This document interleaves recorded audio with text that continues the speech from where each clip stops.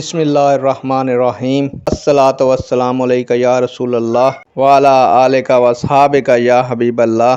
السلام علیکم معزز ناظرین و سامعین، اللہ تعالیٰ سے دعا ہے کہ اللہ تعالیٰ آپ لوگوں کو خوش و خرم رکھے اور آپ لوگوں کو صحت و تندرستی عطا فرمائے، آپ لوگوں کو دن دگنی رات چگنی ترقی عطا فرمائے۔ پیارے دوستو، آج کی ویڈیو کا عنوان ہے ابو طالب کی وفات کے بعد بنو ہاشم کا سردار کون بنا تھا؟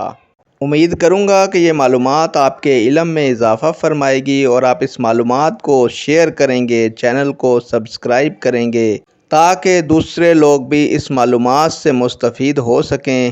بڑھتے ہیں ویڈیو کی جانب۔ پیارے دوستو، ابو طالب کی وفات کے بعد قبیلہ بنو ہاشم کا سردار ابو لہب بنا تھا۔ نیک دعاؤں کے ساتھ آپ سے اجازت چاہوں گا۔ اللہ تعالیٰ آپ لوگوں کا حامی و ناصر ہو۔ اللہ حافظ۔